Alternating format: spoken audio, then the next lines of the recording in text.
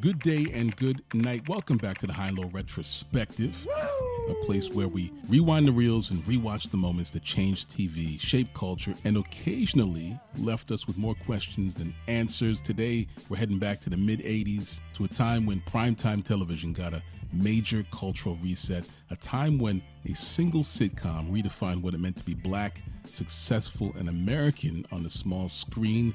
Let's talk about The Cosby Show and the collapse of the cultural hero who built it.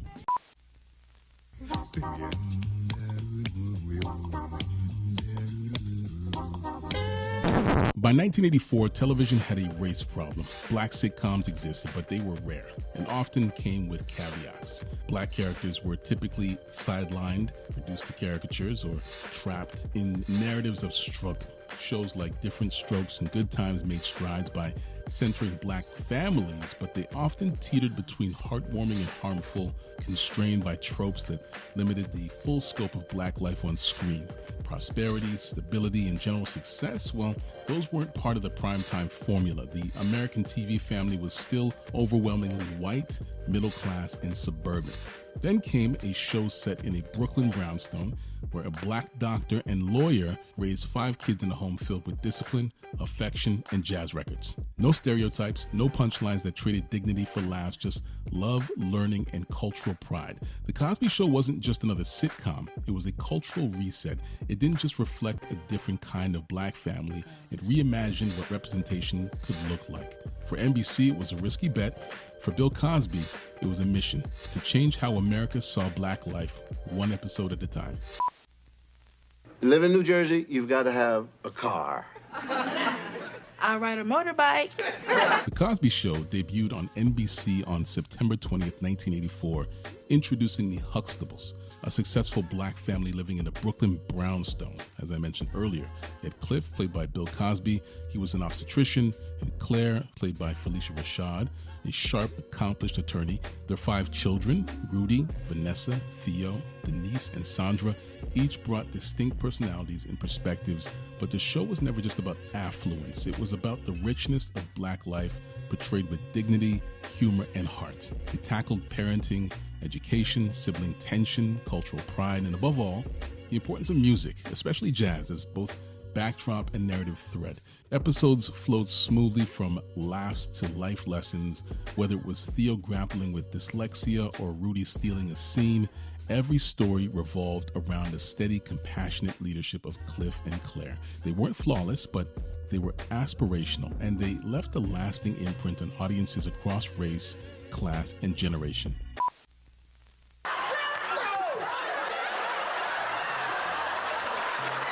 Bill Cosby wasn't new to television. He was already a comedy legend and a trailblazer, the first black actor to lead a network drama in I Spy and a regular on variety shows. But The Cosby Show was different. It was personal. By the early 80s, Cosby was an entertainment heavyweight with a mission to reshape how America viewed black families. He pitched a show about a professional black household, one that reflected success with nuance and dignity.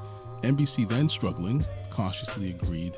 Cosby developed the show alongside Ed Weinberger and Michael Leeson. Producers Marcy Carsey and Tom Werner backed the vision, launching what would become their flagship series. Drawing from Cosby's own life, his admiration for HBCUs, jazz, and Afrocentric excellence, the show leaned into representation with care.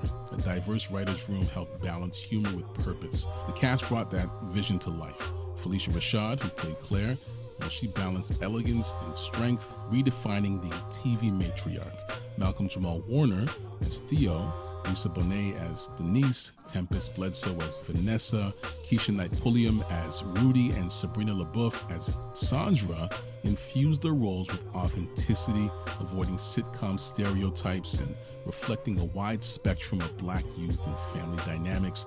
And then there were the guest stars, icons like Stevie Wonder, Lena Horne, and jazz greats who elevated the show from weekly entertainment to cultural institution. Their appearances weren't just cameos, they were statements, each one a tribute to black brilliance, history, and pride. By its second season, The Cosby Show was the #1 show on television. For 5 straight years, It topped Nielsen ratings, helping revive NBC and reshaping what network execs thought a mainstream show could look like. It inspired a wave of black-led sitcoms: A Different World, Family Matters, The Fresh Prince of Bel-Air, and Living Single. It all followed in its wake. Colleges saw a rise in black student applications, especially to HBCUs. It wasn't just a show, it was a movement. But like all stories worth telling, this one had a second act.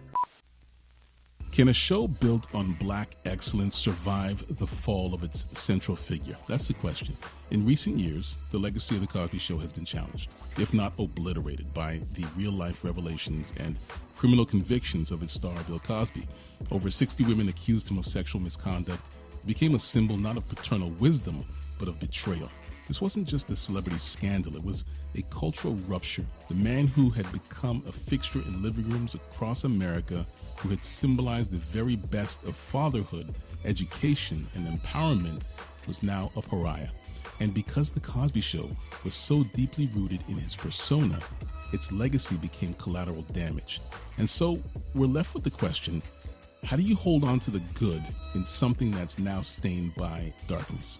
Can you separate the art from the artist? Can a once revolutionary show maintain its significance even as its foundation crumbles? And this is what we call complicated nostalgia. It's not new. History is full of artists whose legacies are fraught. Woody Allen, Roman Polanski, J.K. Rowling, Kanye West, Michael Jackson. Their work still circulates, their influence still ripples, but our relationship to their art has changed, sometimes forever.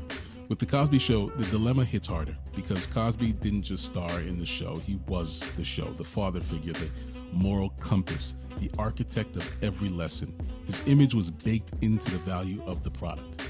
Viewers didn't just watch Cliff Huxtable, they trusted him, and that trust extended beyond the screen to commercials, public speaking, and philanthropic endeavors.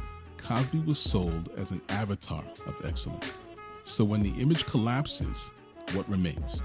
What happens when the character you grew up admiring becomes inseparable from the man accused of monstrous behavior? Do we erase the cultural contribution altogether, or do we confront it, complicate it, and try to make sense of what it meant and still means? Can we still watch Cliff Huxtable with warmth, or does every laugh now come with a footnote? This is the heavy lift of complicated nostalgia, holding admiration and disillusionment in the same breath.